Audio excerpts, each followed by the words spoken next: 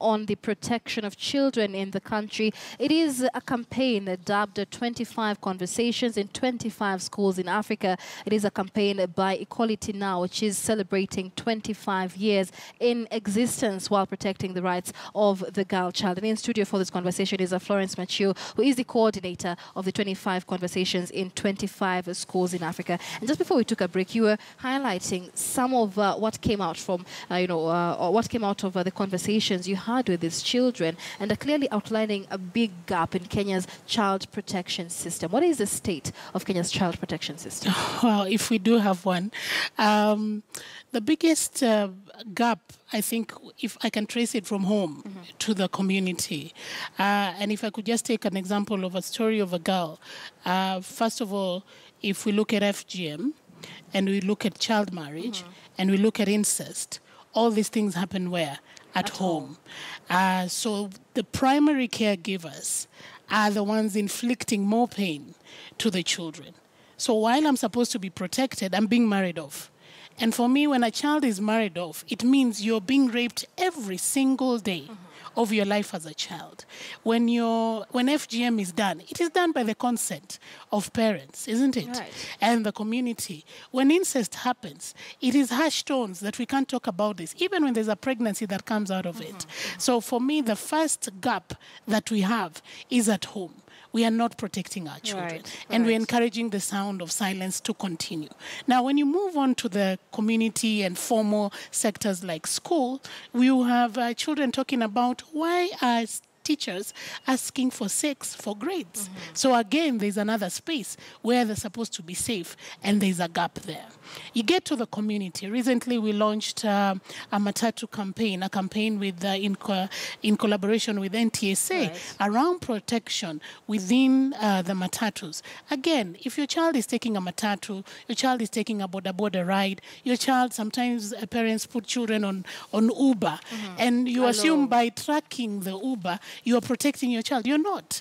What if the Uber driver decides to do something to your children? So again, all this stems from home and community where the gaps are that needs to be addressed. Right. Yes. And just when we went on break, you were telling me about a girl who was actually raped by a doctor when the mother was right outside the door. How do we mitigate the circumstances that promote child abuse in Kenya? I think, first of all, the awareness is important. And as a parent, just taking responsibility for your child. For example, you're taking your child to be examined by a doctor. Why would you want to stay outside? Why won't you be there while your child is being examined? Right. And when the child comes out and tells you this has happened, why wouldn't you take it up and make sure that she gets justice?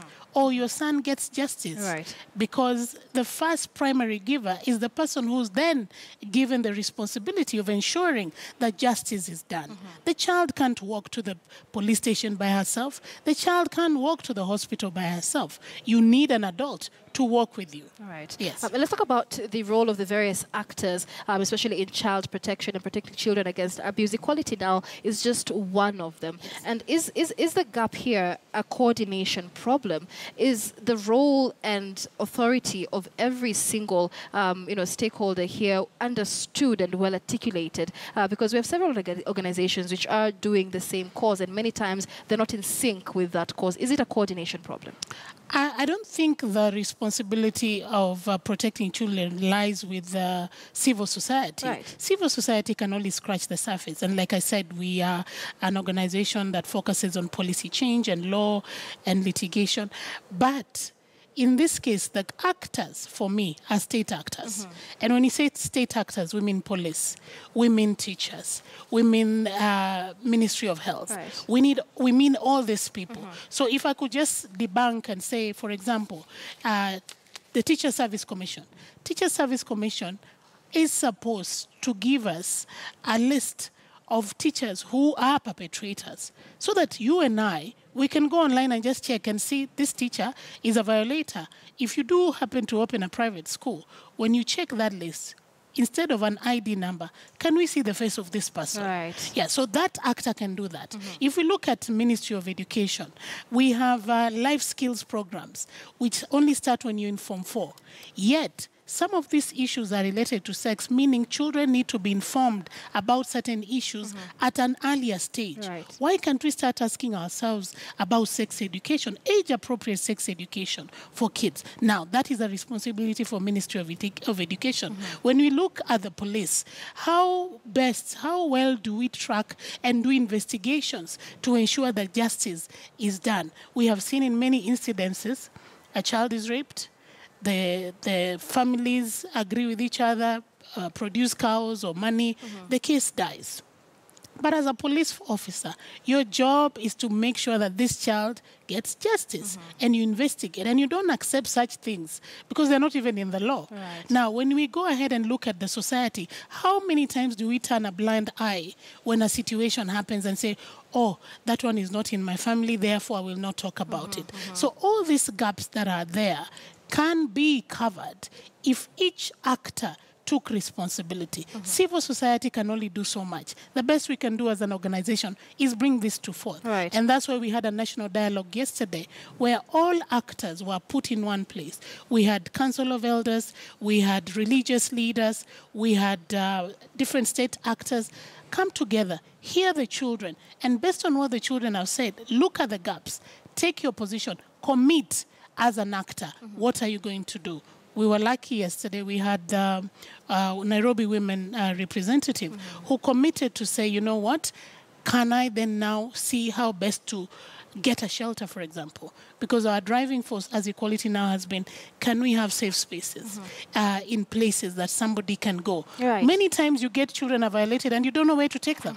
And most civil society people would take children to their houses, but for how long? How many children will we put in our own private homes? Right. Can we have something So structured? there's need for child protection centers in the Exactly. country. And let's focus then on the impact and why it is so important that we put more focus on this. Because these children are the same human rights defenders of tomorrow. Yes. What impact does this abuse have on them? Look at those who say, I'm 17 years old, I've been raped 6 years old, and all I think about is how to kill my father. Yes, this one says they want to kill their father.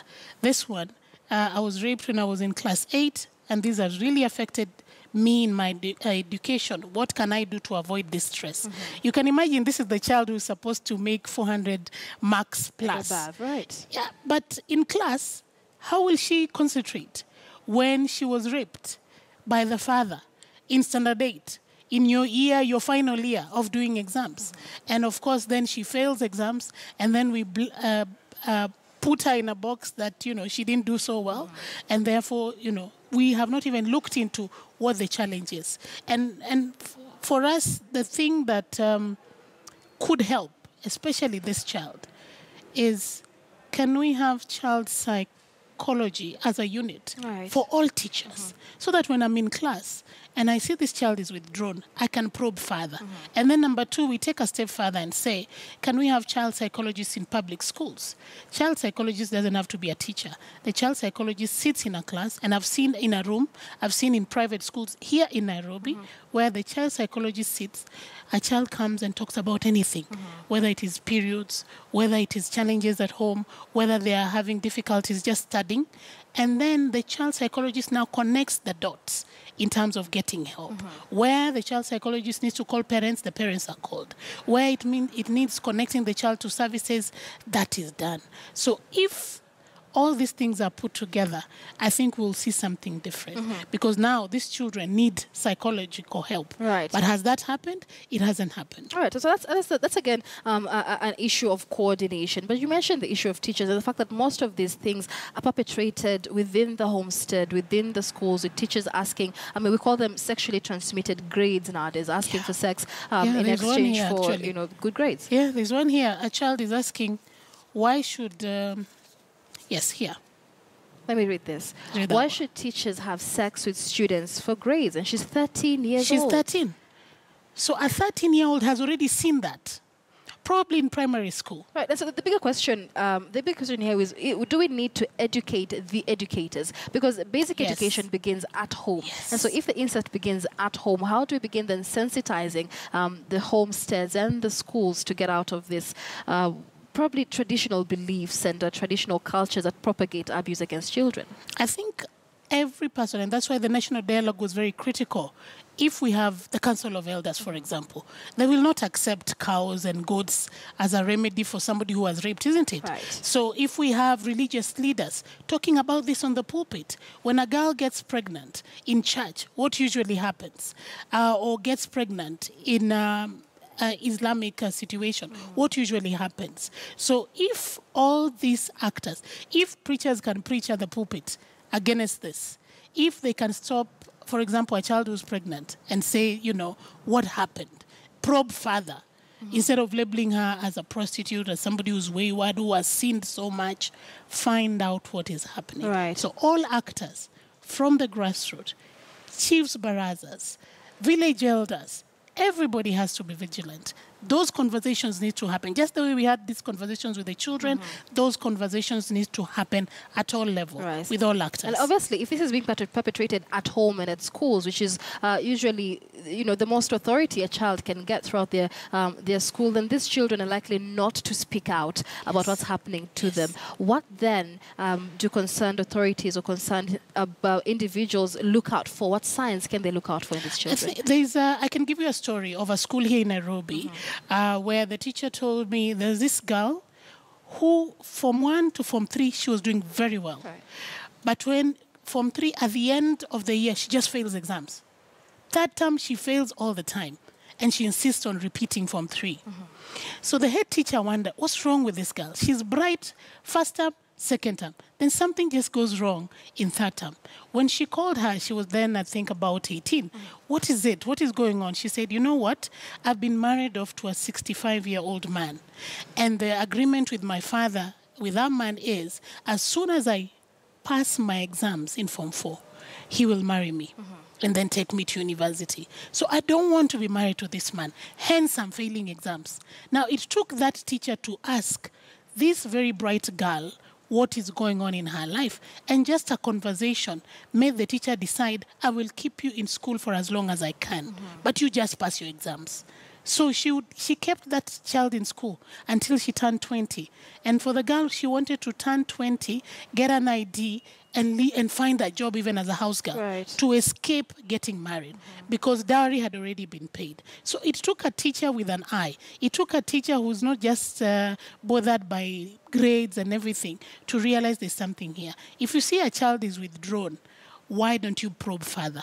Why don't you ask? And you see, that's why we said, if you got a child psychologist in school, this girl would have already gone and said, there's something going on at home I'm not happy with, I don't want to get married. And marriage is also sexual violence for a child. FGM is sexual violence for a child. All right. We'll be coming back with this conversation in just a moment. You're watching KTN News Desk. We're discussing protection of children in the country, a campaign by Equality Now. We'll be coming back with this conversation. Let's take a short break.